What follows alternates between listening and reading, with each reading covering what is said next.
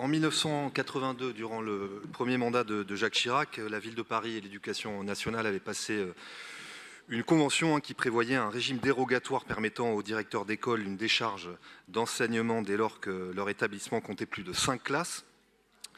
Une décharge qui, évidemment, leur permettait d'assurer leurs fonctions de direction et administrative.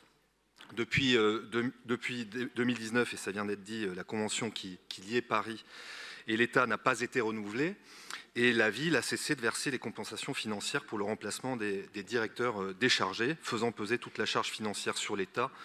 Jean-Didier Berthaud vient de rappeler le chiffre de 113 millions. Il y a peu, la Cour des comptes a logiquement, enfin en tout cas puisqu'il y avait un vide juridique, elle a logiquement recommandé la fin de ce régime exceptionnel, tandis que le ministère de l'Éducation a annoncé travailler à un retour progressif au droit commun pour les directeurs parisiens.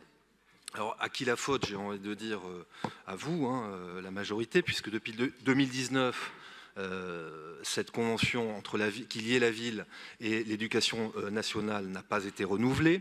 Et vous qui appelez sans cesse à ce que l'État assume son rôle, finalement, vous n'avez pas pris en charge vos responsabilités et c'est vous aujourd'hui qui êtes mis en cause. Alors, aujourd'hui, c'est 95% des directeurs d'école parisiens qui sont entièrement déchargés.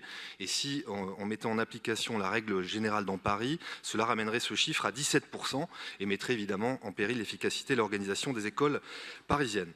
Alors, imposer aux directeurs un retour à des tâches d'enseignement alourdira grandement leur charge de travail et rendra encore plus difficile la gestion quotidienne des écoles alors qu'ils ont besoin de tout notre soutien, vous le savez bien, quand on sait l'état de l'école publique et notamment à Paris. Alors dans notre vœu, nous demandons que la ville de Paris mette en œuvre tous les moyens nécessaires pour garantir le maintien de l'exception parisienne concernant les décharges d'enseignement des directeurs d'école et qu'elle reprenne les versements compensatoires à l'État indispensables au maintien de cette décharge. Vous me permettrez, j'en terminerai par là, de faire l'explication de vote sur le vœu de l'exécutif.